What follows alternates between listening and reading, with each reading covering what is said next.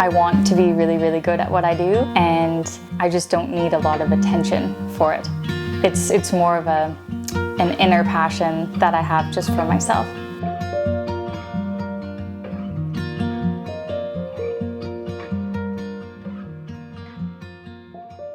She's incredibly graceful, yet has this very powerful presence simultaneously. She is someone who is extremely driven.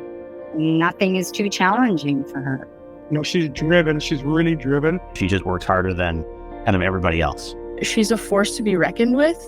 Someone who absolutely loves golf. She puts her head down and she works hard and doesn't make noise about it.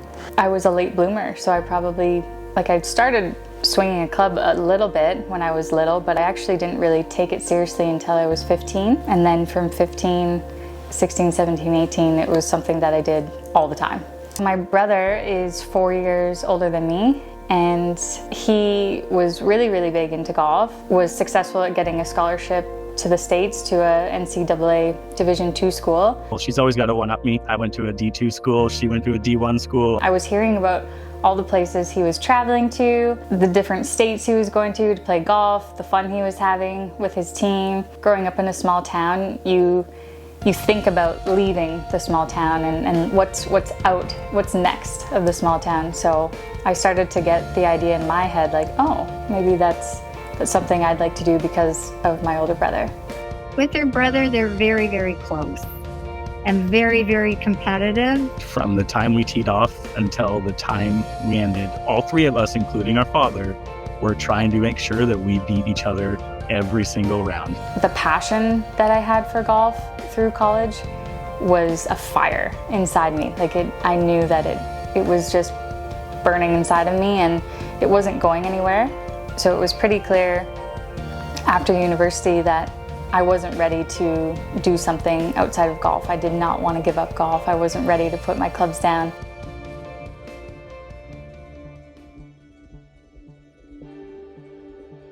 I think for me, it's just always come from the love of the game and the passion for the job. So I thoroughly enjoyed what I did, and it kind of always led to a different opportunity. I would play a golf tournament, meet somebody. I would volunteer to do an instruction course and meet another person. So I learned really quickly the value of the network. The people who were at the top, I wanted to get to know. I wanted to get to know the successful golf professionals and learn why they were the most successful. When you're active, when you're participating, you really understand the value in just the relationships, because a door will always open. Because I loved what I did, it was easy.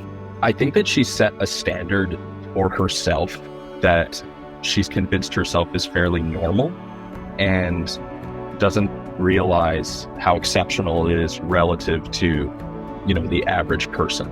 She's arguably one of the top PGA of Canada professionals that we have. She is, in my mind, and, in the top 1% of golf professionals, directors of golf in the country. I became the first female president of the PGA of BC, and I believe in 84 years. You're the first female director of golf.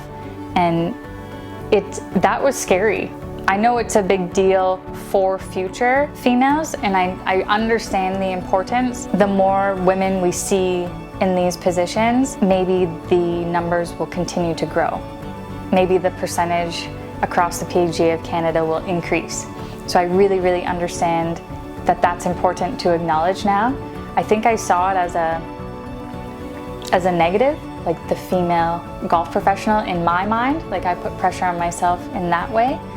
But it's very, very important for other women in the industry to see me in my position, because I want them to become that as well. Oh, well, she's doing it, so I can do it. I would really, really hope that would be the effect.